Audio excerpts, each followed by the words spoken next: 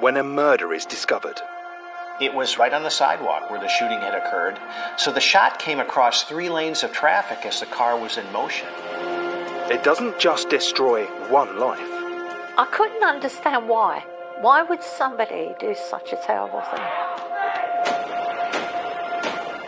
It tears communities apart.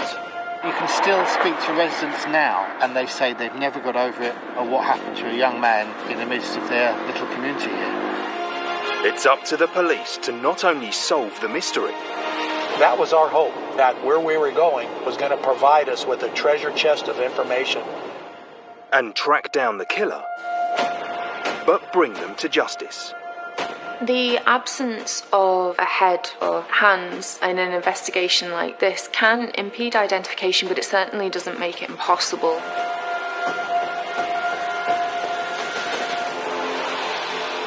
In this episode, 2 teenage girls are attacked and killed in the same area 2 years apart in a case that changed policing forever.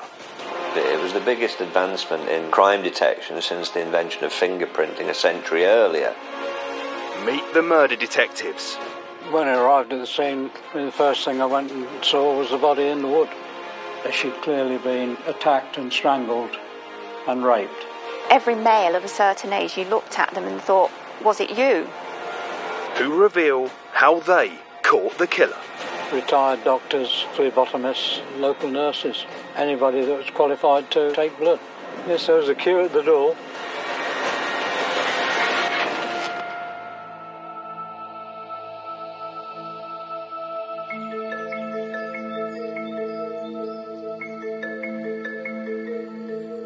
In the Leicestershire countryside lies the picturesque village of Narborough. On the 22nd of November 1983, police were called when a gruesome discovery was made. I became involved in the case on the Tuesday morning when I received a call to say that a body had been found on a footpath at Narborough. David Baker was made the senior investigating officer on the case. Well, they told me that an ambulance driver was on his way to work on his bike when he went down a footpath known as the Black Pad, and he'd seen a body in a copse by the side of the footpath. So I immediately notified forensic teams and other detectives and went to the scene. The previous night, a local 15-year-old Linda Mann had been reported missing by her parents. Journalist Alan Thompson followed the story. She'd been reported missing by her mum the morning after she'd been out all night. Her and Linda's sister had grown concerned because she hadn't come home and contacted the police pretty much straight away. Aware that Linda was still missing, it was important for David and the police to identify the girl who had been found as soon as possible. When I arrived at the scene, the first thing I went and saw was the body in the wood. This was an open area with a wooden gate, which was very dilapidated, and she'd been dragged through there and then down the wood. She'd clearly been attacked and strangled and raped. And that was evident from the scene. David quickly made the connection with the missing teenager. We immediately contacted the relatives, and an officer was stationed with them whilst we were making inquiries at the scene. The police weren't the only people to arrive at the footpath in Narborough. The commotion soon attracted a crowd. There was quite a lot of press around within a very short space of time, really.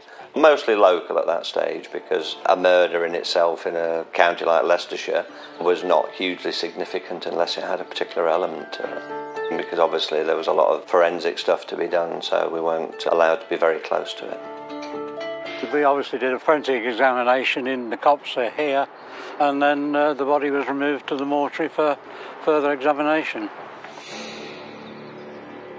News of the shocking discovery soon spread to the whole village.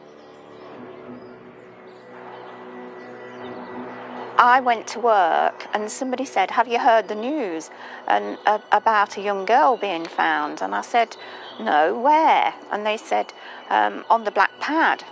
And I said, oh, when was that? And they said, she was found this morning. And I said, oh God, we came by there last night. Well, obviously it was a dreadful shock. I know everybody says you don't expect it to happen in your area, but you just don't.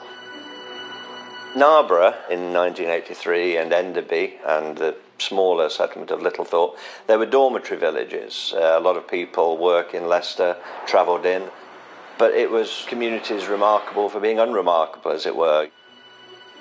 Narborough was a lot different to now. There weren't so many houses, there weren't so many people. It was not exactly sleepy, but people mostly knew everybody. Around the early 80s, Leicestershire had a bit of a reputation for being a dumping ground for murder victims. So Leicestershire police had a lot on their hands. I'd got 5 murders on at that time.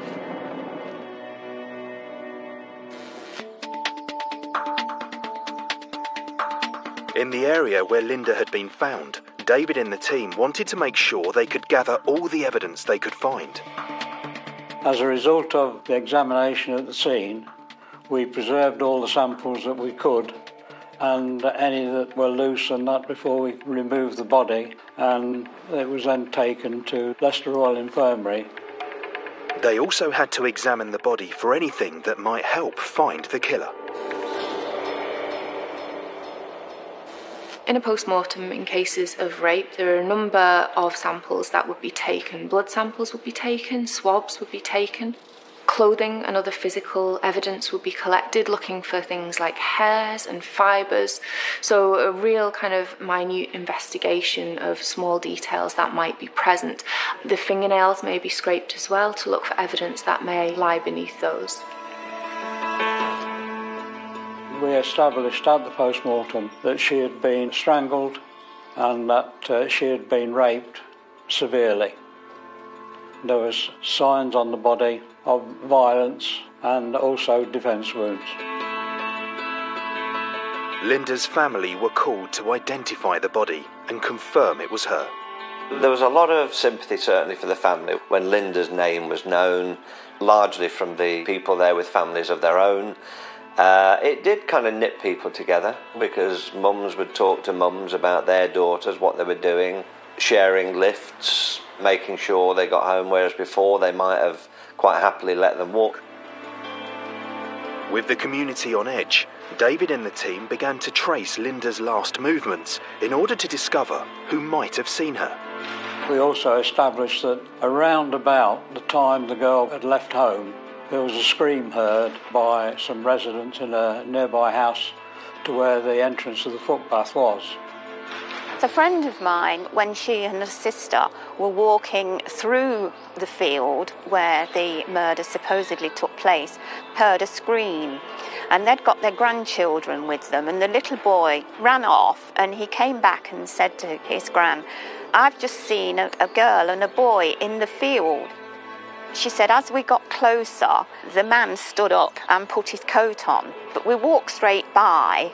But the next day, we heard that a girl had been murdered in that field. Several people heard the scream and the police were called. They took a description of the man seen in the area. It was fairly evident that the girl had not got very far from her home before she was attacked and dragged into the field where the footpath was. The police were beginning to get a clearer idea of what had happened on the night Linda was killed and set up an incident room. Linda lived on the estate behind me, and she would have walked along this footpath to go straight ahead. See these buildings here? They were part of the hospital, and we took them over as an incident room. And that's where we had the first incident room on the Linda Mann case. From this incident room, David set about searching for witnesses who may have seen Linda. We set out our inquiries into the villages with house-to-house inquiries in Narborough and Enderby. So we had a wide area to cover looking for potential suspects. With a 15-year-old girl strangled and dumped in a ditch, we're talking about somebody who is a kind of borderline paraphilic individual with a need to dominate. This perpetrator was possibly a borderline paedophile. This was probably, a happily married man living very locally. We brought officers into the area and they covered all of the houses in the villages of Enderby and Narborough. I mean, there was upwards of 50 or 60 officers initially, including the search team, who were, for the next 6 months, knocking on doors, interviewing suspects. Such a large police presence in the village again attracted a lot of attention. Well, obviously it was a big story, it was a massive story, it was a front page story. Our inquiries were quite disappointing because there was very little information came in about anybody seeing Linda after her leaving home. There was just this scream. So the information that we got in respect of Linda was very limited. With the police inquiry getting nowhere in the villages, the local people remained on edge, fearful of a killer in their midst. Every male of a certain age, you looked at them and thought, was it you? This crime affected the local community. As with many communities where these crimes take place, that people look to their own, and doors are closed, people are kept indoors. This was a small village. This was incredibly intense.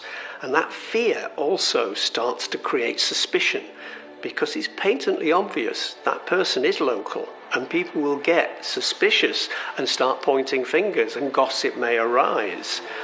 Also, that fear keeps people off the streets, which means that there's fewer eyes of witnesses out there in case it happens again. David had used every possible resource to gain any information that might help catch the killer. We used the press, we put out a photograph of a police officer dressed as Linda, those sort of things, but we got no feedback about anybody that had seen the girl after she left her home. People wanted to hear it, not for salacious reasons, but they wanted to know as much as they could about the hunt for the killer and had he been caught, were there any arrests made. We had a lot of support from the people in the villages because they were concerned. Their daughters were out and about in the villages in the evenings, and of course it restricted their activities and of course raised concern with parents, and they cooperated with us as much as they could. During the investigation there was obviously a lot of suspects, but they were eliminated and alibied out, and we really didn't have a suspect who really came into the frame. 1 year on from Linda's death, her killer was still at large. The police themselves had started to wind down the investigation by the summer of 1984. Yeah, people were getting very scared. The people of Linda's age were becoming very wary. Their parents were becoming anxious, neurotic about their children's safety. It was not a good atmosphere at all. It was, people were worried, very worried.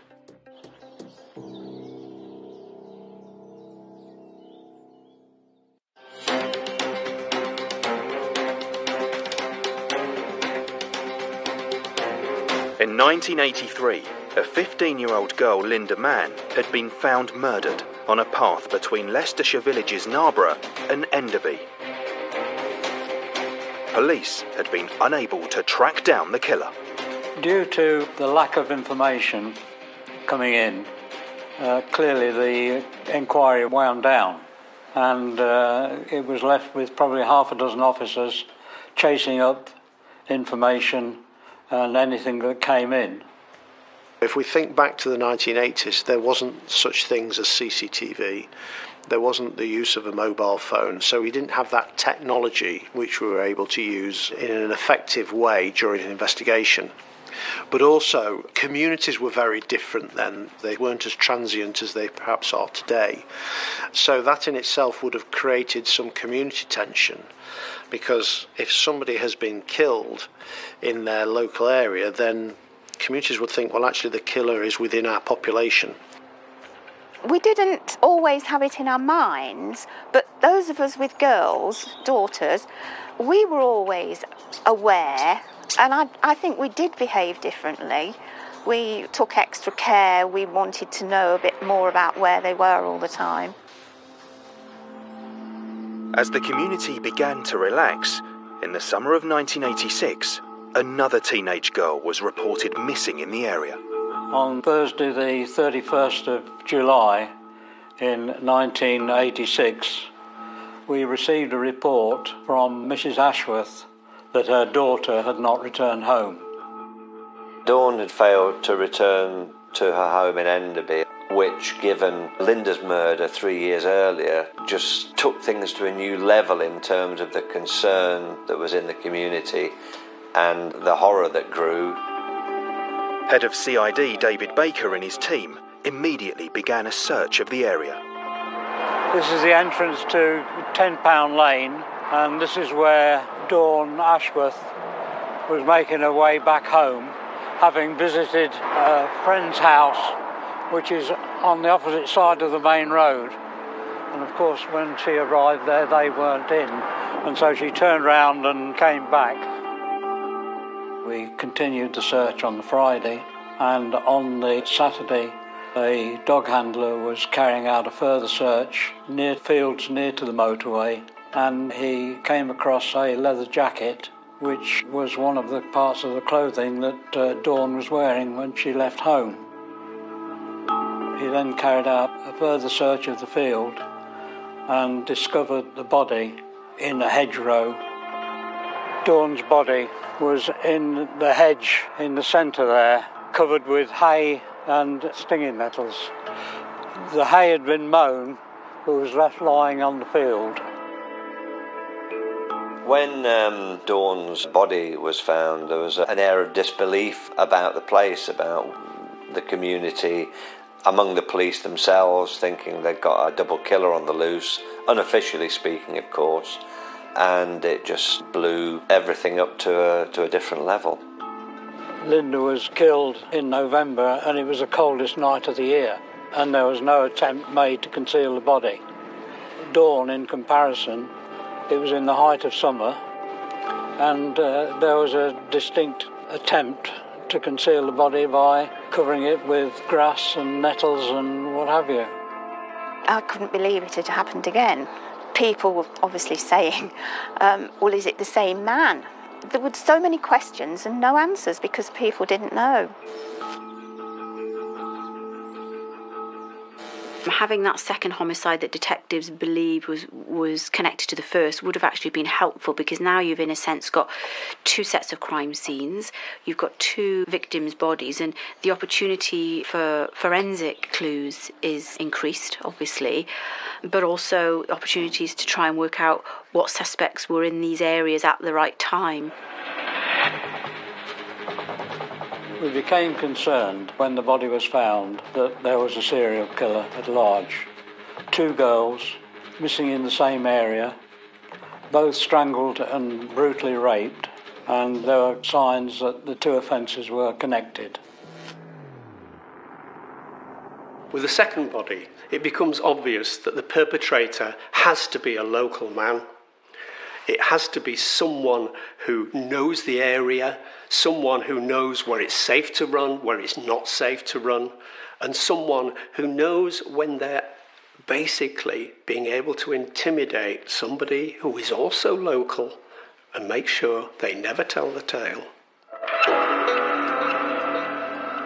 Once we heard about the second murder, we did act differently because the police didn't seem to have any idea of who it could be. So everybody was looking at everybody, especially the males of a certain age, because that's who the police were pinning their hopes on. Police were searching the vicinity and had set up a mobile incident room near to Dawn's home.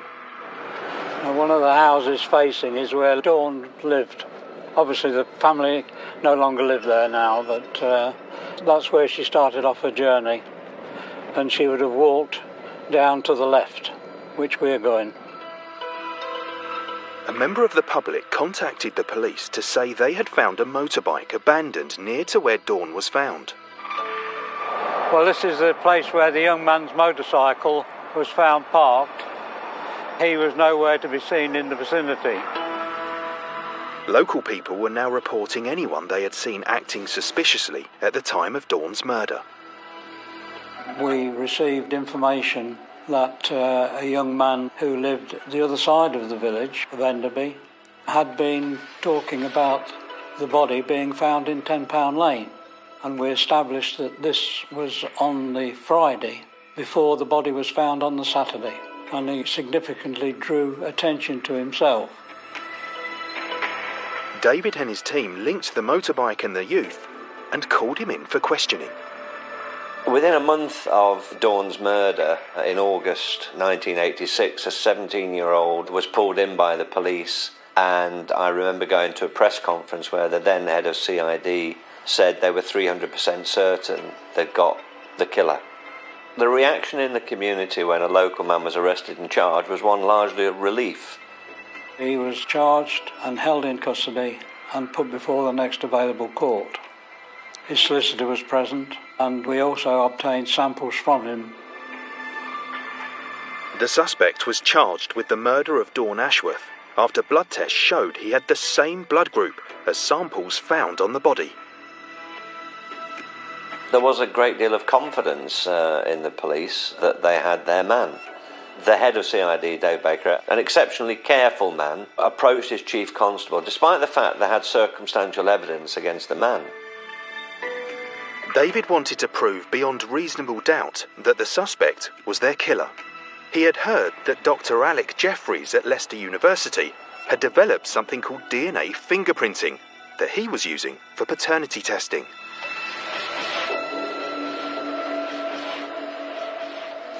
DNA profiling is commonly referred to as DNA fingerprinting because the characteristics that are assessed are thought to be unique, as in a fingerprint. I was aware of work done by Sir Alec Jeffrey in connection with DNA research, and it was a case of the blood group being down to the individual as opposed to a percentage of the population. David took the semen samples obtained from Linda and Dawn's bodies and established that both had the same DNA fingerprint present. This came back to me from Sir Alec, saying that one man was responsible for the murder of both girls. They then compared that to the DNA from the blood taken from their suspect. He was not a match.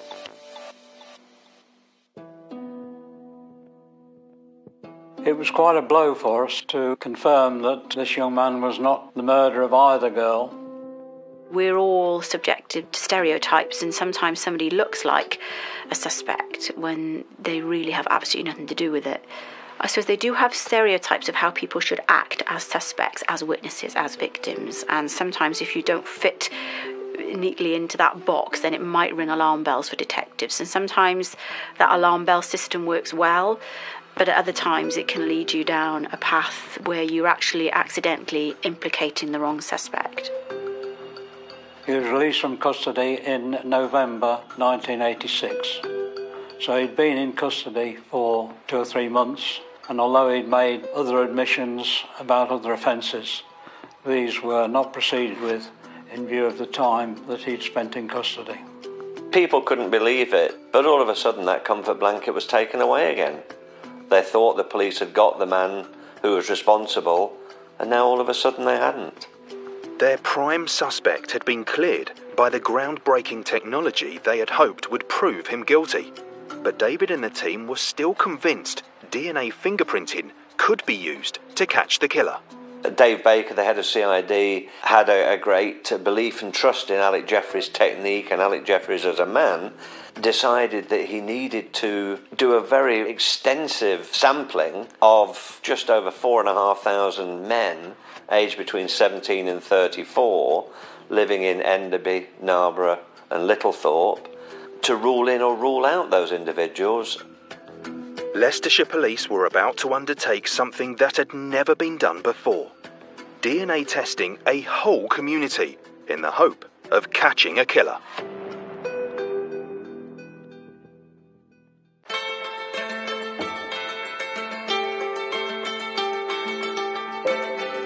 In 1986, Leicestershire Police had used the cutting-edge science of DNA fingerprinting to prove that the same person had killed teenagers Linda Mann and Dawn Ashworth, less than 3 years apart.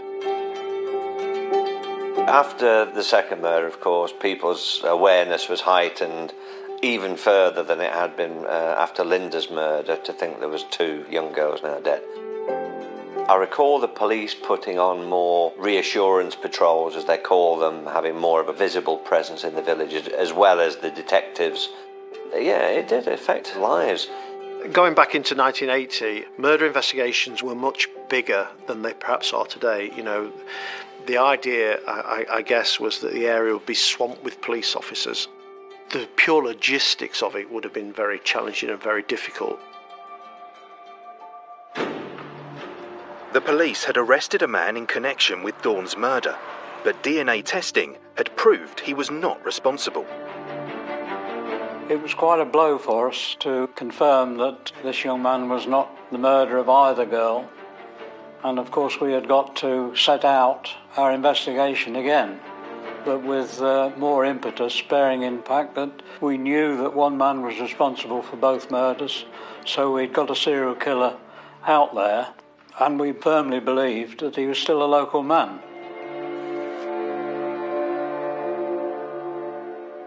One of the ways in which DNA was critically important was eliminating an innocent suspect fairly early on in the investigation, a suspect who had, implicated himself in one of those murders, but was in fact completely innocent. And so it's equally powerful in eliminating innocent suspects as it is in implicating the guilty much of the time. We came to a conclusion in November that in order to take the inquiry further on, we should use the DNA and sample the community with a view to finding the individual who is responsible for these 2 murders. The police knew it wouldn't be popular in every quarter when they'd said they were going to take blood samples from every man between 17 and 34 who lived within the 3 villages. But working on the basis that most people within those communities would see it as a good thing because it would finally rule in or out a member of their community. The police planned to do blood testing in all 3 villages near the murder sites. They were having officers put letters through people's door, but everybody was notified that every man of that age group, 17 to 34, was required to give a sample.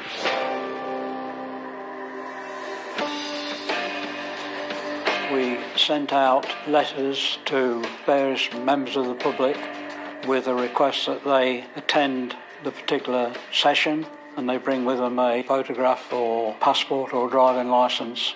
And of course it was a sample of blood then, not just a smear or a mouth swab. It was a full-blooded sample.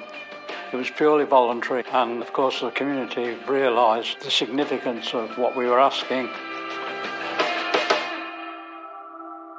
This is the first instance where this mass profiling was actually implemented across a very large number of people. This would have taken a huge amount of time, not only to collect the samples themselves, but also to process the samples. Now, in order to facilitate the blood sampling, we set up centres in the villages of Narborough and Enderby. The blood testing centres were run by a local network of volunteers and were busy from the start. Retired doctors, phlebotomists, local nurses, anybody that was qualified to take blood. Yes, there was a queue at the door. I think by and large there was support for it. It's hard not to support something that may end up catching the killer of 2 teenage girls. Alongside the blood tests, detectives were continuing to carry out door-to-door inquiries. The police came round to interview our son, who was at school. They said if they needed, they would come back. They spoke to my husband, but he was outside of the age range that they were testing at the time, so he didn't have to give blood. Men from across the region were all called to the testing centres to have blood taken in the hope of finding a match with the DNA found on the two murdered girls. People were looking at their neighbours, people they might not have been entirely sure about, but innocent of everything but looking a bit strange. Yeah, there was a lot of unease, uncertainty, distrust, I think, growing, and sort of people wrapped their arms even more tightly around their children to stop them becoming the next victim. Yeah, it was not a good time. The tests revealed that anyone who was not the same blood group as the killer was immediately in the clear. If there was a match, the blood was sent for DNA analysis. Now, red blood cells themselves don't actually contain any DNA. The DNA itself is housed within the white blood cells.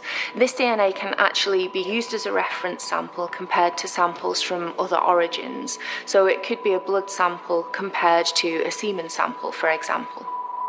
We got results back in about 3 to 4 weeks. At those days, it wasn't a fast service. With the male population of 3 villages to test, they kept the mobile units running for as long as it needed to get a result. All their eggs were in one basket with the area that they were testing, and they had to brace themselves for the fact that they may not find the killer.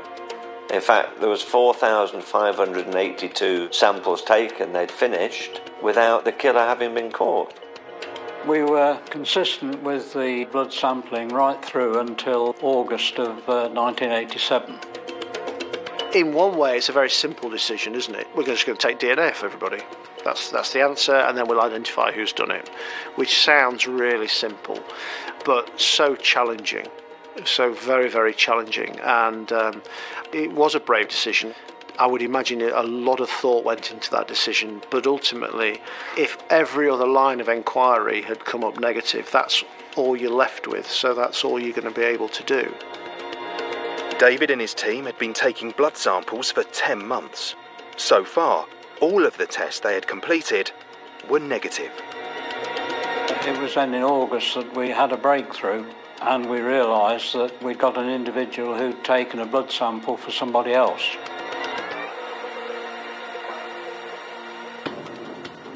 A local woman contacted police to say she had some information she felt was important. She had had a conversation with a man named Kelly, who said that he had taken a blood sample for a man named Pitchfork. Immediately we checked our system and found that Pitchfork had in fact had an invitation to attend and ostensibly had attended and given blood. Of course, we then established that Pitchfork and Kelly were very much suspect to our inquiry. The man who had asked Kelly to take his blood test for him was local cake decorator Colin Pitchfork, who lived in Littlethorpe. This general area where Pitchfork bought his house and was living at the time of the 2 murders. Pitchfork would never have popped up on anybody's radar. A wife who knew nothing of what he was doing, 2 small children. I believe she announced the night he came back from killing either Linda or Dawn, she announced she was pregnant with their 2nd child. Police quickly moved in to track down these 2 men. We immediately did background inquiries on both Kelly and Pitchfork, and within 24 hours they had both been arrested, and as a result of that were taken to the police station and questioned, and both admitted they had conspired in this blood sampling. Pitchfork's record showed that he had been a flasher, exposing himself to more than 1,000 women. Kelly had no criminal record. Pitchfork, we established then, had convictions for indecent exposure, but they were as a juvenile. Exhibitionism is one of those anonymous sex crimes where you maintain distance from your victim. Basically, you want to fantasize, you want to impose your fantasy on the victim. They become whoever you want them to be. In the case of moving from exhibitionism to murder, that anonymity will still be there. They want to fantasize about this body, but they don't want to interact with it and reveal it to be an individual person. So there is absolute continuity between the exhibitionism seen earlier and the manner of the killings later. Pitchfork was the main concern when the information came through. I mean, he was the man that had had his blood given by somebody else. By avoiding giving blood, Pitchfork had become the prime suspect in this case. It looked like the police had found their killer.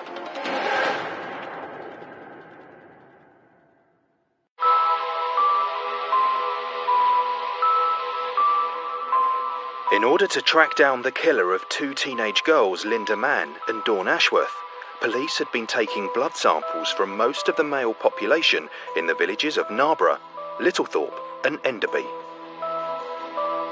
No one living outside of the immediate area of those three communities was tested.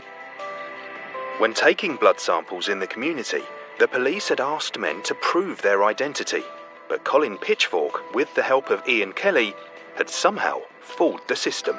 We knew from the outset that there would be people who would endeavour to mistake in the samples, and that was one of the reasons why we insisted on the passport or the driving licence. Kelly had shown Pitchfork's passport when he went to give blood, pretending to be him. Kelly gave a sort of lame excuse for taking the passport because he suggested that Pitchfork had already given blood for somebody else who was frightened of the needle, and so Pitchfork asked him to give blood for him, but it was rather a lame excuse. After the men were arrested, police seized the passport and discovered Ian Kelly's photograph had been pasted over that of Colin Pitchfork. Pitchfork was questioned about the murders of both Linda Mann and Dawn Ashworth. The interviews with Pitchfork were conducted by experienced officers who went through his actions at the time of both murders. We didn't know Pitchfork had been arrested until the police were absolutely sure, and there was no doubt. Given that the DNA testing was a brand new system, never before tried in a court of law, they needed to be not 300 but 3,000% sure that they got the right man before they announced it. They were desperate to announce it, to show that their efforts had worked. In the interview room, Pitchfork admitted everything. At the time of the first murder of Linda Mann, it was on an evening when his wife had gone to a night school, and he decided to have a ride round in his car and see who he could see. Now, the only trouble was he'd got a young baby, and so he put the baby in the car seat and drove round. Because he was in the process of buying a house at Littlethorpe, he was in the Littlethorpe-Narborough area, and as he drove up the road, he saw Linda Mann walking in the same direction that he was going. So he went a little bit further up the road and parked his car at an offshoot of the hospital. He accosted Linda and dragged her into the area of the Black Path where he killed her.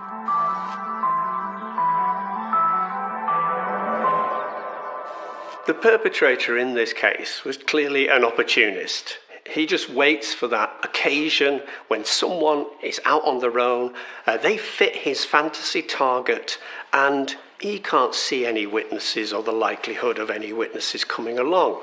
And then he's very efficient in general at targeting them, bringing them down, and having his way with the body, and then returning seamlessly to his everyday life with his son in the back of the car, who basically would be one of the best alibis you could have. The story Pitchfork told fitted the evidence police had found at the time of Linda's murder. Pitchfork went on to describe the night he killed Dawn. As far as Dawn was concerned, he was on his way home from work to Littlethorpe, and as he drove along the main Narborough Road, he saw Dawn cross the road and walk up 10 Pound Lane. He parked his car and followed her, and that's where he attacked her and killed her. He didn't actually admit a motive, but I mean clearly his motivation was of a sexual nature.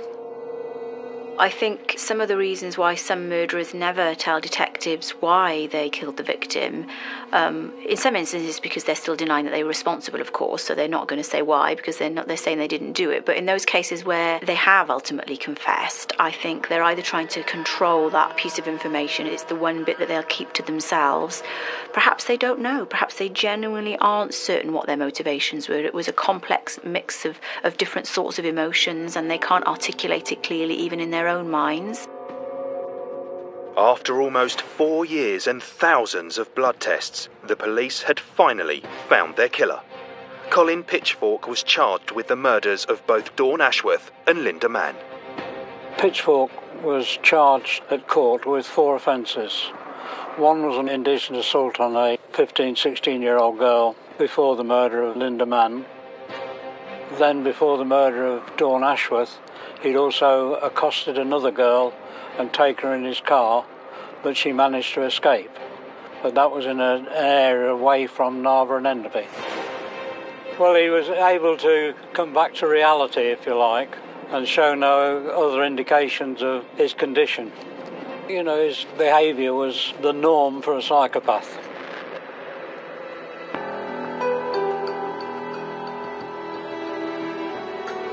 The man who had taken the blood test for Pitchfork, Ian Kelly, was charged with conspiracy to pervert the course of justice. Both men faced trial at Leicester Crown Court. The trial of Colin Pitchfork began in January 1988, and he admitted both murders, which at least spared the families hearing through the probably gruesome police evidence that there would be surrounding the discovery of their girls' bodies. The plea of Pitchfork was actually guilty, so the DNA evidence itself was never actually presented in court.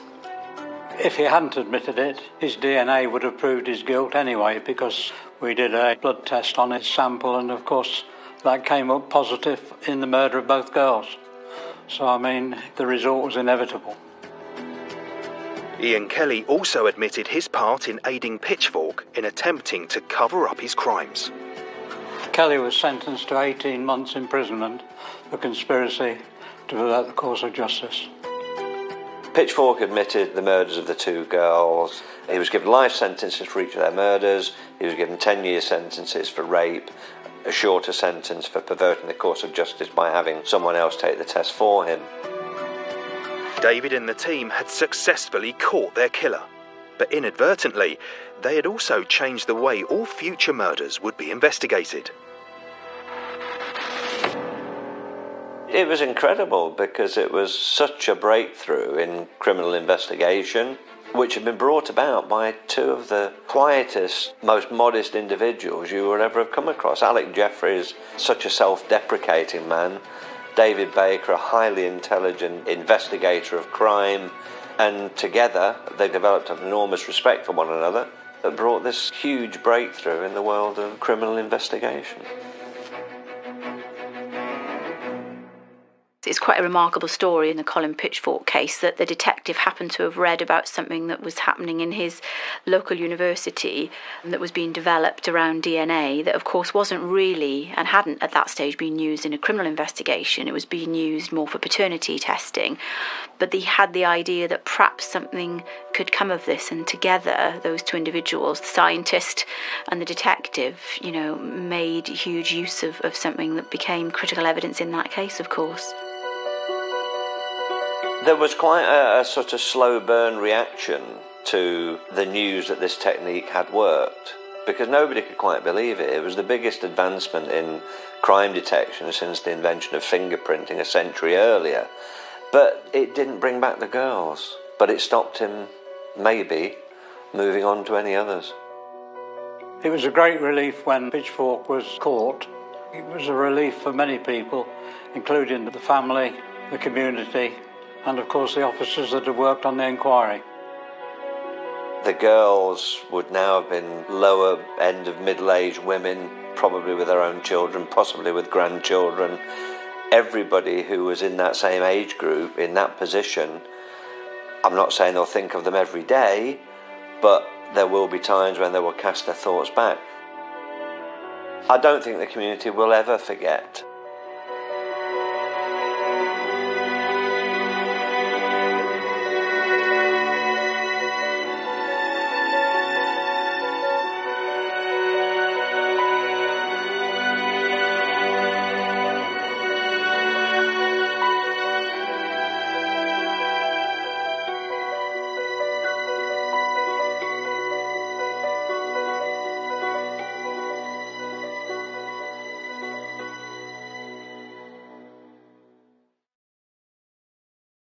The following program contains descriptions of real-life violence that some viewers may find distressing.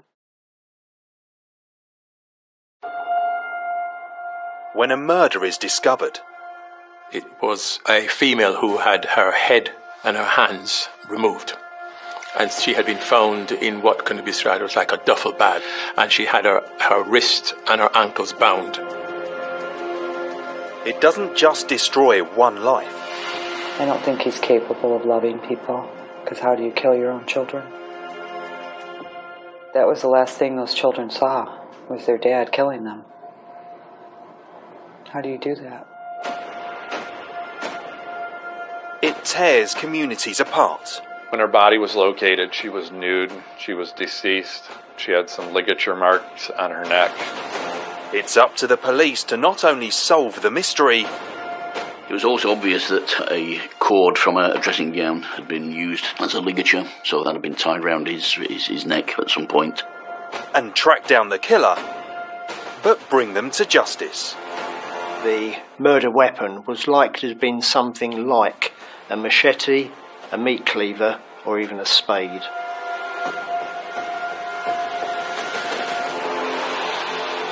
In this episode, in California, a mother, grandmother, and 3 small children are brutally murdered.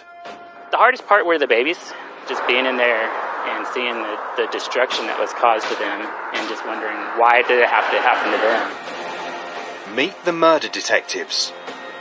There were 4, maybe 5 insects that we found on that radiator that could only have gotten onto the car in the southwestern states. And so by placing the car in California, we placed him in California. Who reveal how they caught the killer. I truly thought, okay, this cannot happen. This is an entire family. You're talking grandmother, mother, kids, 3 generations.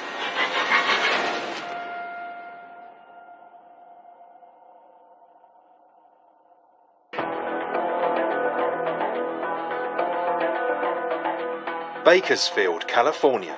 On July the 8th, 2003, local police detective Jeff Watts got to work early.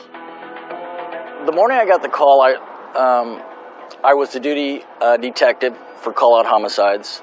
I was sitting at my desk. I thought my day was going to be an easy day. It was a Tuesday morning. We had just had a long 4th of July weekend. Jeff could not have been more wrong. I had sat down on my desk and I heard the radio traffic of suspicious activity and unknown circumstances at 901 3rd Street. I remember thinking that something didn't sound right, just the way the call was coming through on the radio. Shortly thereafter, I received a phone call at my desk at the police department that there was a homicide at the location. Bakersfield has its fair share of crime. Gun deaths are not uncommon. Jeff headed to the scene. I was looking at the scene from a standpoint of any number of things, whether it could have been a burglary, whether it could have been a specific, like a drive-by shooting, because I hadn't walked in yet. Initially, when we enter a house, when we know it's a homicide, in this case, fire department had been there, we were told by the original reporting party that there were supposed to be 5 people in the house. And of the 5 people that were in there, 2 were adults and 3 were children. The residents were all from one family. Ernestine Harper, her daughter Joni, and Joni's 3 children, Marcus, 4, Lindsay, 2, and baby Marshall, just 6 weeks old. I truly thought, okay, this cannot happen. This is an entire family. You're talking grandmother, mother, kids, 3 generations. As the police began recording the scene, they found Joni, Marcus, and Lindsay in the main bedroom, all on the bed, dead. Jeff Cecil was the lead crime scene technician that day. Each of the children had single gunshot wounds.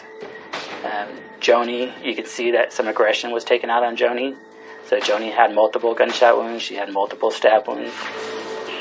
Police had been alerted by a close friend who had heard nothing from the family since seeing them at church on July the 6th, 2 days before. From the clothing they were found in, it seemed the family had been murdered after returning home from the service. Ernestine, Joni, they were just completely involved with the church. They were very faithful. They would go to church starting in the morning on Sunday. They'd break for lunch, and they'd be there for the rest of the evening after lunch. Their routine was morning church, morning service. They'd go to lunch. That particular day where they were murdered, they went to Black Angus. And then the routine was to go home, rest, take a nap. In the hallway outside her bedroom, Ernestine had been shot twice. A gun by her side indicated she had heard the killer and tried to intervene with her own weapon. She had, unfortunately, some old ammunition in this handgun. She's squeezing that trigger. She's trying to work that gun. Doesn't go off. The bullets are bad, and they were corroded. But she did try to save her family. This crime scene would have been so traumatic for the police officers who were first on scene. It was basically carnage. The scene that greeted those police officers would have been horrific. I was only 3 years into the job. I had never worked a mass murder, as in this case. So it was one of those feelings where this is something big, and this needs to be solved. The hardest part were the babies. So you have very young kids in that house, innocent kids that were, just taking a nap. And I think the hardest part was just being in there and seeing the destruction that was caused to them. I have kids this age, and so some of the hardest part is just to look at these kids and in their stillness and just wondering, why somebody would do this. As they searched the house, it became clear not all the family were accounted for. Baby Marshall appeared to be missing. Once we found out Marshall was missing, we put a halt on the video. Everybody on deck start looking for this baby. Do we have a baby? Has it been kidnapped? So I went in, documented the scene, so that we could start looking for the baby. My main area of concern was going to be that bedroom with the main bodies. Another lab technician handled everything near Ernestine in the hallway, and then a third lab technician was documenting the exterior of the residence. There's a possibility there's fingerprints, and we need to look for trace evidence. So if the person's walking around, they might have dropped some hairs or fibers, and then DNA, the invisible stuff. But the only prints and DNA they found belonged to the family. I started putting yellow evidence numbers to mark each physical item of evidence. So in my crime scene photos, you'll start to see yellow numbers. So there was clothing evidence that was on the floor that belongs to the kids, but that's still evidence to us that could have some potential value. At first glance, it looked like the killer was interrupted while trying to rob the house.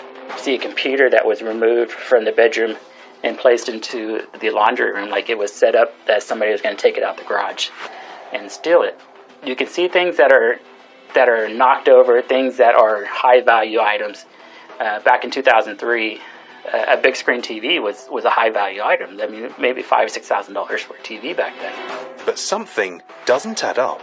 Somebody is breaking into this house. Why wasn't the TV taken? There's money on a nightstand in the bedroom where Joni and the kids were killed. Large amount of money. Why wasn't it taken? And it became clear, hey, this scene looks like it's a staged scene. Somebody is wanting the police to think that this was potentially a burglary gone bad. And it was pretty clear to me that this was somebody that was intent on killing a family versus committing a burglary and being caught in the act, just by, the very nature of what was seen. As well as the baby, there was one other family member missing. Joni's estranged husband, Vincent Brothers. When we found out that Vincent was the husband, my concern initially went to, well, where's he at? Is he alive? Is he outstanding? Is he safe?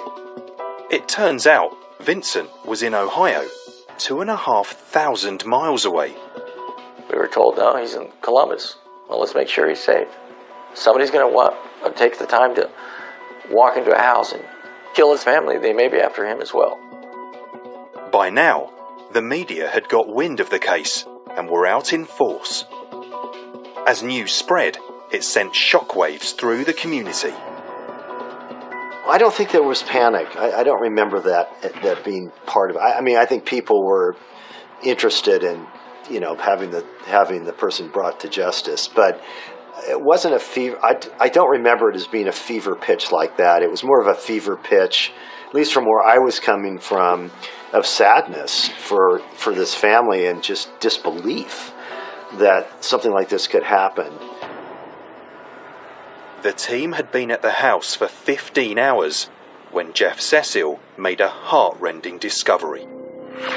I think there was only 3 of us in the residence, so after the photographs were taken, one of the detectives moved a pillow that was on the bed, and there was the baby. So the baby had actually been covered by a pillow. He had a single gunshot wound.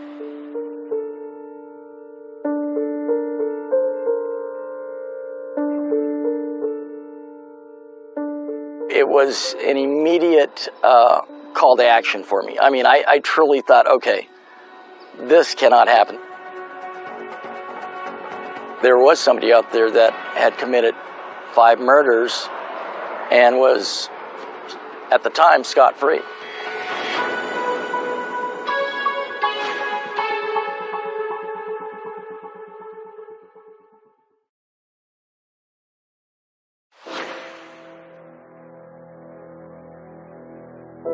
In Bakersfield, California, a brutal murder of a family with young children had left local police stunned. It's just something that stays with you. I think it takes a very unique person to be able to internalize what you see and keep it in there and not let it boil over and wreck your whole life. It's a tough job. It's definitely something that is tough on you. And your feelings are, we got to catch the person who did this, and we need to make sure that they pay the price. Concerned that the killer may have been targeting the entire family, lead detective Jeff Watts needed to contact estranged husband and father Vincent Brothers fast. There was a period of time during that first day, July 8th of 2003, that I wasn't sure if Vincent was a victim himself. And so we had put out a broadcast, a national broadcast, trying to attempt to locate him, check his welfare, and if he was going to be okay, let him know what happened. And at some point, he turned himself into Elizabeth City, North Carolina Police Department. And this was on the same day, July 8th, 2003. And my partner, Don Kruger, and I, we flew out that night from LAX on the last flight coming out, and we landed in Elizabeth City. And the first time I laid eyes on Vincent was in the city council chambers there. He wasn't under arrest, but he wanted to know what happened. Vincent had driven from Ohio to Elizabeth to visit his mother. Now he had arrived at the local police station to discover why they wanted to talk to him. Vincent's reaction to learning the death of his family, because I told him, I explained to him what happened, was that he started screaming for his mother multiple times. And when I tried to get his attention and talk to him, he charged at me. Not ran, but charged toward me in a very aggressive manner. And I remember thinking, I don't know what is going through this man's mind. And so I told him multiple times, hey, look, we are trying to figure out what's going on with your family. Will you talk to us? Never gave us a statement. Didn't want to talk to us at that point. And So that was my first encounter with Vincent Brothers. And then he spoke with I believe it was his sister, and they decided he needed a lawyer. He wasn't under arrest. We were, at that point, fact gathering. That was it. No interrogation. Interview.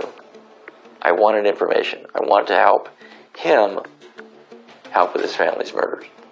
And that's what we got. Vincent Brothers was the vice principal of Emerson Junior High School. Local reporter Herb Benham's daughter attended Emerson when Vincent Brothers worked there. He was such a powerful force at that school. Vincent would stand there in the morning, first thing at 7:30 or 7:20, right in front of the entrance, and those kids would come in, and they would stream in there by the hundreds. And he would look them in the eye just like this, and he'd put out his hand and he'd shake them, and he would make them shake his hand and make sure, and you look me in the eye while you are shaking my hand. And he would do that every single morning that I showed up there. He was there doing that. That's the vibe he gave those kids, and I think they respected him for that. They know who Vincent Brothers was. But Jeff Watts had doubts. Unsettled by Vincent's strange behaviour, he reached out to FBI profiler Mark Safaric and asked him to build a portrait of the killer by working the crime scene from the ground up. What I was being asked to do was to look at this crime scene, to look at the dynamics of the interaction between the offender and these 5 victim members of the Harper family. I'm looking at the level of planning and organization, of access to the victims or access to this residence, and then also how did this individual get out? So ingress and egress from the location. What happened to the bodies after the murder? What is going on in the crime scene?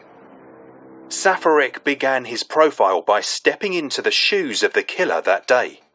It was a Sunday afternoon, middle of the afternoon. It was a sunny day, and people are out and about. So this is not a typical work day. So people are out walking around, they're walking their dogs. It's a house that sits on a corner of a very busy street.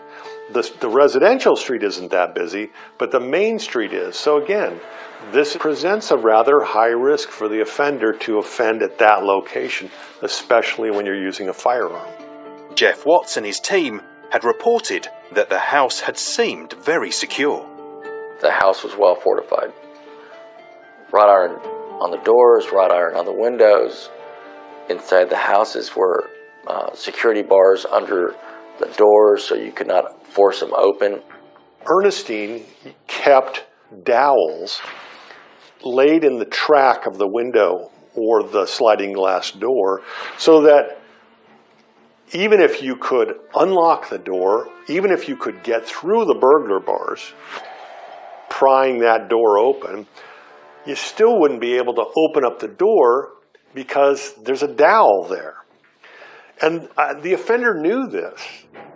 He let himself in, removed the dowel that was blocking the slider from being open, went outside, closed it, waited for them to come home and take a nap like they always did, came back in, and that's how he entered and how he exited.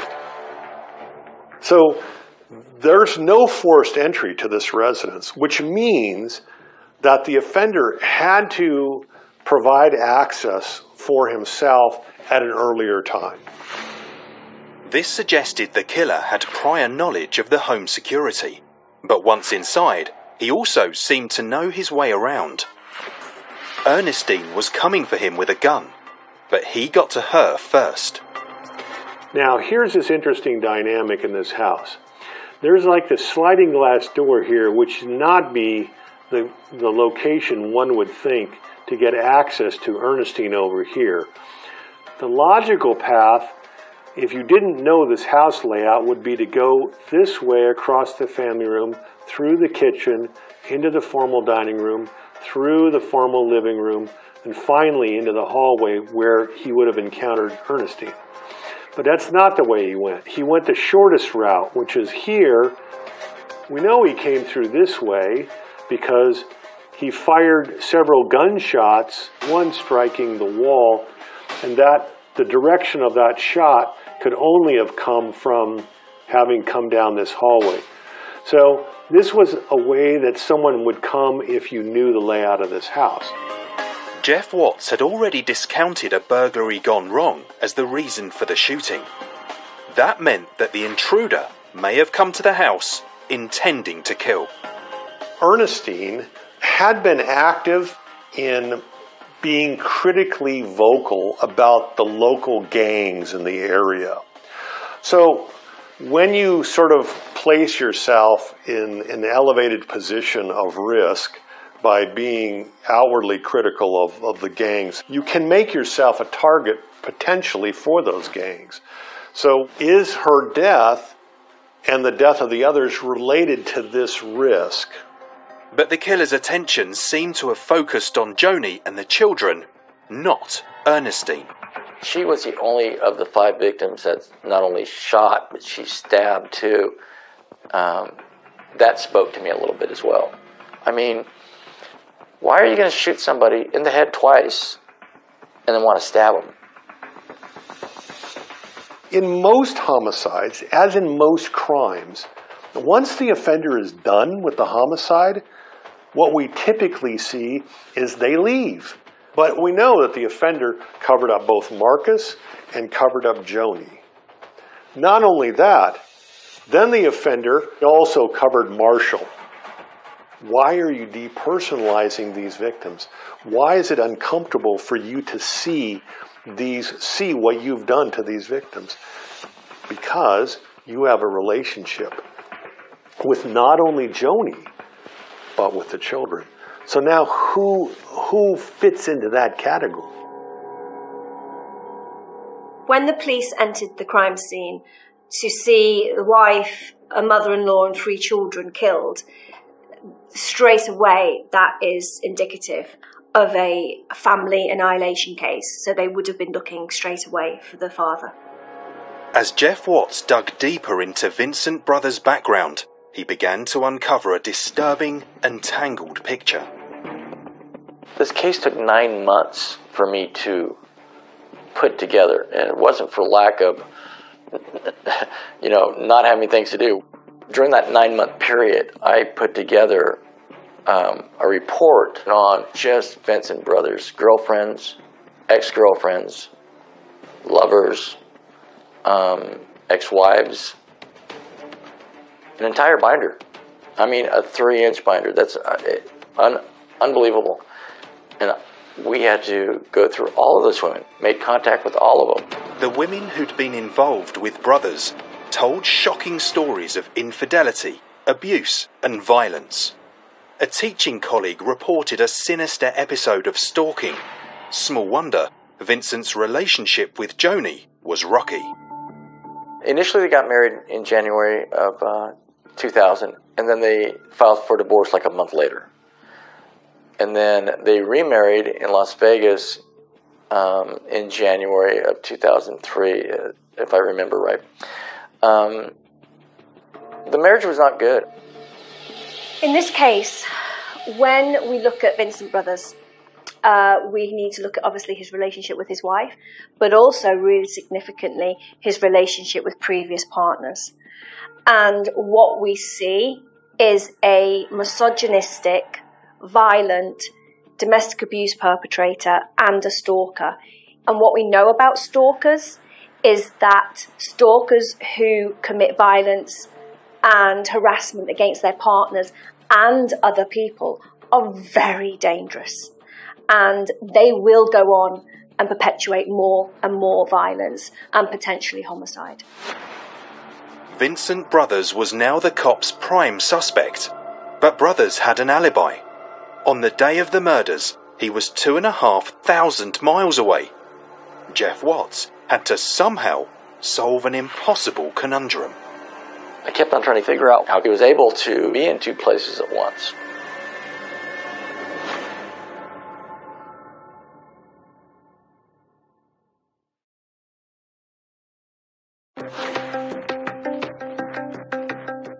In Bakersfield, California, Detective Jeff Watts had hit a brick wall. After months of painstaking investigation, he now suspected Vincent Brothers had killed his wife Joni Harper, her mother Ernestine, and their 3 children. We wanted to make sure that there was no potential other suspect. We wanted to make sure every suspect that could have been out there was eliminated, which left Vincent. All the evidence always pointed toward Vincent. Following his police interview, Vincent Brothers returned to Bakersfield. Jeff Watts kept a close eye on him. He was under constant surveillance. We weren't just going to let somebody like this run around town. Vincent knew the cops were on his tail and seemed to enjoy it. He would like to, I don't want to say taunt, but let the officers know that he knew they were there. You know, he'd ride by them on a bicycle and wave or say, "Good morning, officers," that type of deal. We had wiretapped his phone, or cell phone. He thought he was being pretty slick, and he'd walk from his apartment to the payphone down the block by a gas station, and he'd make calls on that. Problem was we had wiretapped that phone too. So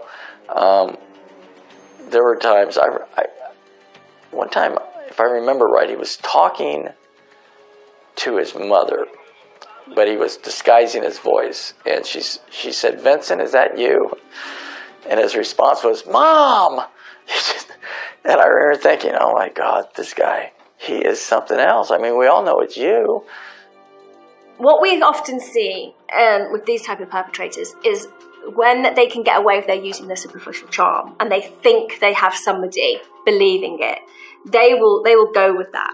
This is a man who's got away with things consistently all his life. So I absolutely believe that he was so egotistical to believe that he could get away with this. The family funeral was held on July the 16th, 2003, and the community turned out in force to pay its respects. Vincent was every inch the grieving husband and father. The funeral was at our convention center. I don't know how many people attended it, but there was thousands of people that attended the funerals. And you're grateful that in this tragic time that the community banded together, and at the funeral there was, there's people that never knew these people, but they showed up and they paid their respects to them.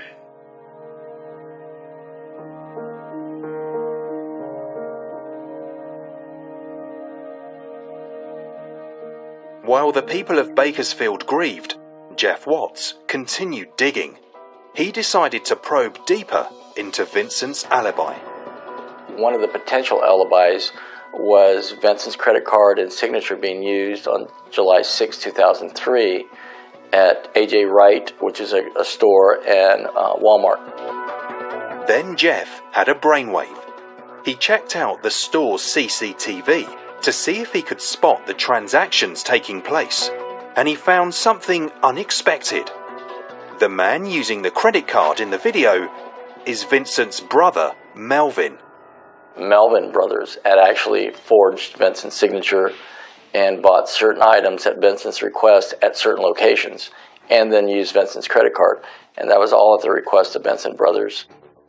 It was the first major break in the investigation. It began to look like Vincent had duped his brother. Vincent's defense was, I was always in Columbus. I was using credit cards. I never left my brother's house that whole weekend. You can ask my brother and his family. They heard me. Well, it turns out they said they heard him, and then those statements later became, well, maybe I didn't hear anything. The fact that Vincent was not in Columbus on the day of the murders didn't by itself make him the murderer. Jeff Watts now had to prove that Vincent was in Bakersfield. One of the items of evidence was the rental car that he had rented once he arrived in Columbus, Ohio. He rented it from Dollar Rental. It was a Neon, a Dodge Neon. It was blue. I remember thinking, we really need to go outside of the box. I mean, this man is just literally littered with alibis. And we knew we had something solid in the mileage of that car. We knew the car could play a big factor. And we got to thinking, what what evidence could show that he was in California? While in Vincent's possession, the car had clocked up an incredible 5,000 miles, enough mileage for a round trip. We sent officers, detectives, to every convenience store, gas station, anything on I-40 from Bakersfield to Columbus to seize videotape, and we seized it. And then we assigned detectives to watch hundreds of hours of videotapes to see if he walked into any store or parked his car to gas it anywhere. So that proved negative. But it also allowed the thinking of, okay, what happens if he picked up a hitchhiker, a insect, a bug while he's driving? Anybody who has an older car is going to know when they look at the radiator, look at all that dead bugs all over it, right? So I requested the FBI remove that radiator from that rental car. They removed it, they packaged it up. Though he didn't know it, Jeff Watts was about to write a new chapter in criminal forensics. We got a hold of Dr. Lynn Kimsey. Now, Dr. Kimsey is an entomologist with the University of California, Davis. Called her up. If you look at the insects on this radiator, can you tell me where the vehicle has been? We thought, anything for a weird life. Never done it before. No one ever has. Maybe it'll work. Maybe not. We went over the radiator pretty thoroughly, picking off everything and putting on clean white paper so you could see it, and then trying to figure out what it was.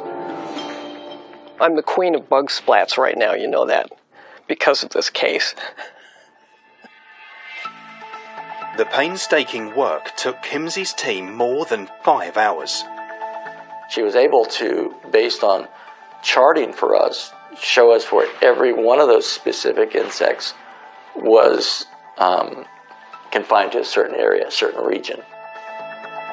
There were 4, maybe 5 insects that we found on that radiator that could only have gotten onto the car in the southwestern states. Nowhere in the Midwest, nowhere east of the Rockies. It had to be in the Southwest. So once we had that, and she was able to collect specimens, and she's an expert. The woman is an expert in her field. She was able to actually show us specimens of the actual bug. We found a paper wasp, or I should say the fragments of a paper wasp, and it was another species of insect found only in southwestern states. There was a true bug in the family Pismidae, and it was one of the things that's only found in sort of the northwestern Arizona, California, New Mexico.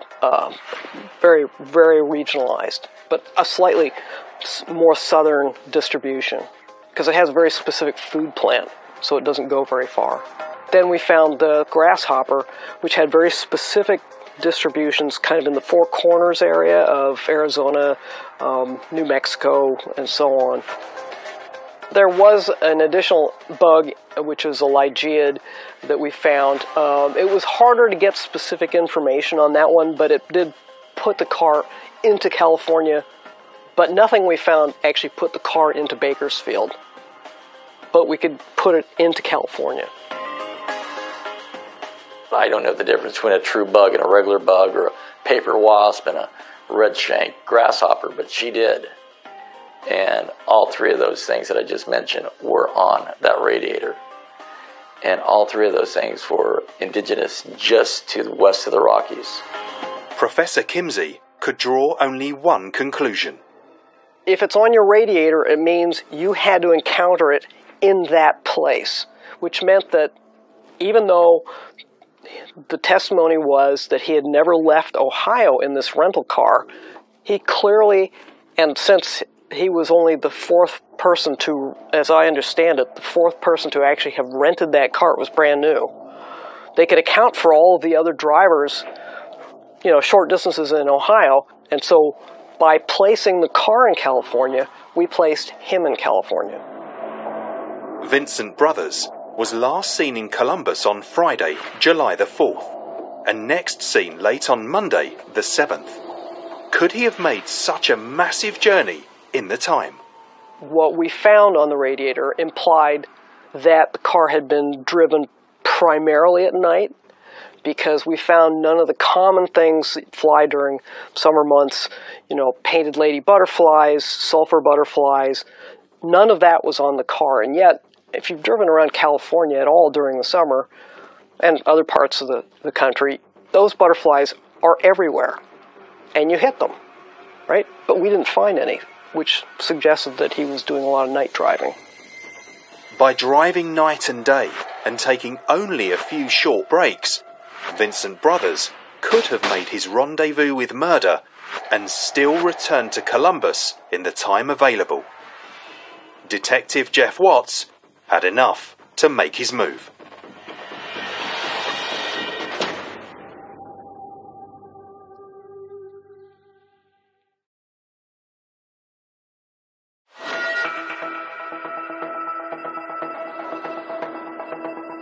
The net was closing in on family mass murder suspect Vincent Brothers.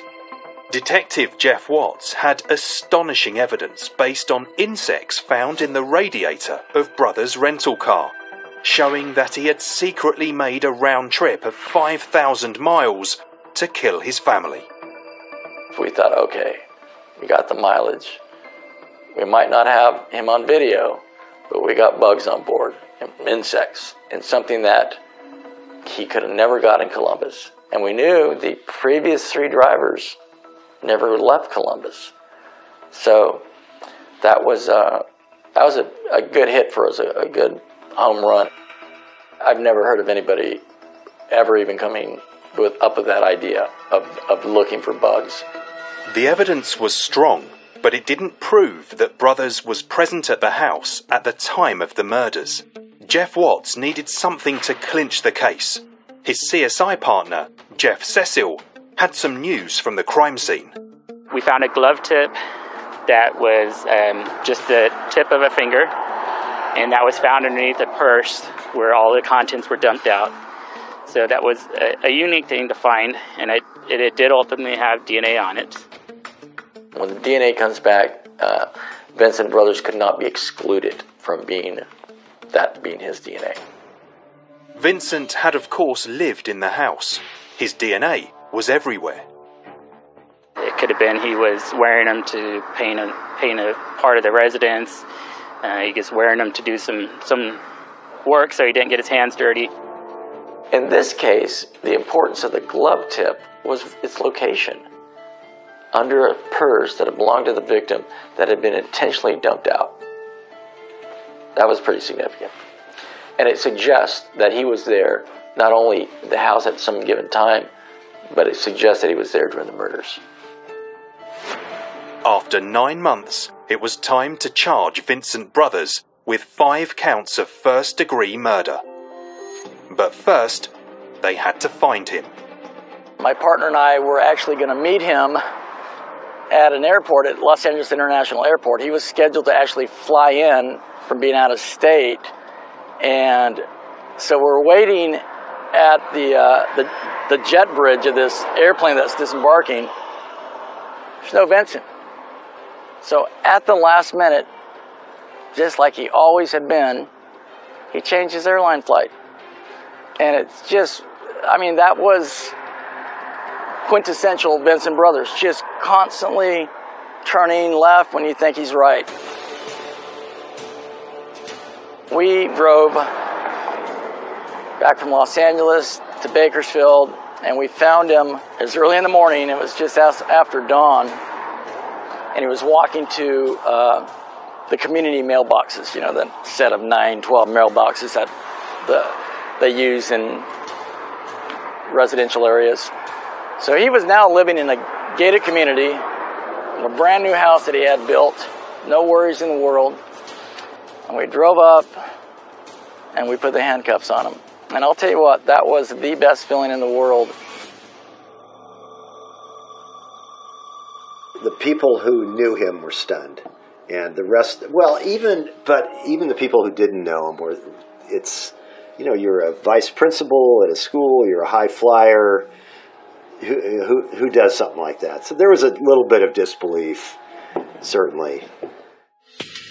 After his arrest, Brothers continued to maintain his innocence. The possible motive for the murders remained a mystery. I think Joni had really had it with Vincent and his, seeing other women, and she just decided it was time for her to go on her own and was intending to divorce Vincent. But the problem for Vincent was he had 3 young children, and that would have meant it would have meant alimony, it would have meant then financial responsibility and support of these children really for the next 18 to 20 years. And Vincent just simply did not want to do that. He devised this elaborate plan to basically put himself out of state at the time they were murdered. So he flew to Ohio, then he rented a car in Ohio and drove straight back to Bakersfield, where he enacts his plan. I remember sitting there thinking, this has been a long 4 years, because it had been 4 years from the murders to the trial in 2007. When the case finally came to court, Jeff Watts had a ringside seat. Brother's demeanor at the trial was different.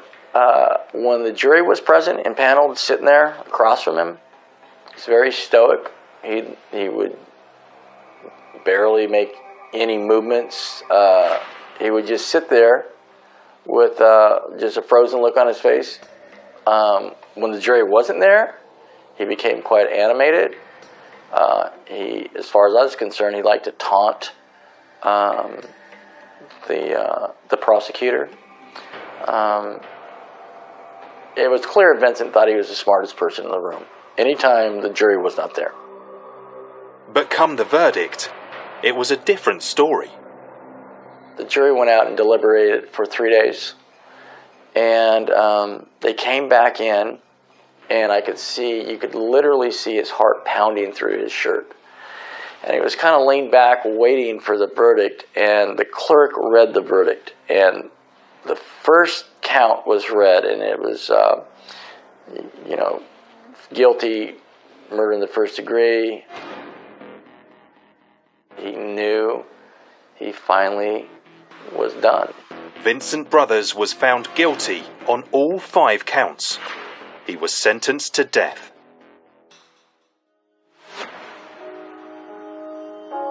The investigation was one that would stay with all those involved long after it had concluded. So just being out here, it's a surreal feeling. In a 20-year career, I've seen plenty of other homicides, but I do remember this one.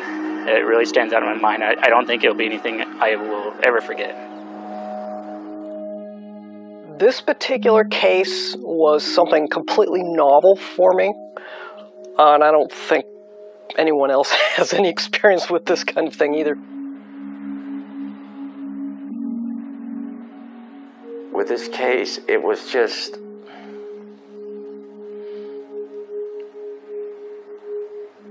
I don't know. It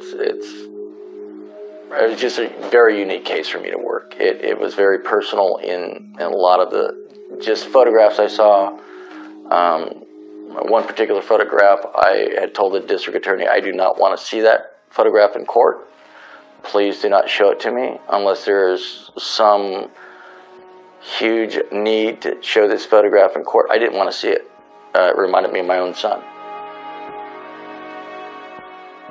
It's one of the kind of the tragedies, public tragedies of my adult life, to watch somebody who was such a positive influence just, do this awful thing. Because I really believed in him. I just believed in it. I was one of many who I would have never thought it possible. I think Vincent Brothers is probably a psychopath and deserves to be on death row.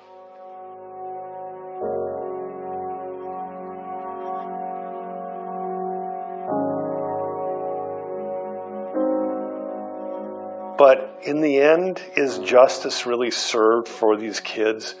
You know, wouldn't it have been better if they could have lived their lives and if Joni and Ernestine could have finished out their lives? Of course. And that's, I think, for me, is always the sadness in these cases that, yeah, we get to a legal justice and Vincent Brothers will be incarcerated for the rest of his life. But what about the victims? Their lives are over, and I think that is always the sad piece.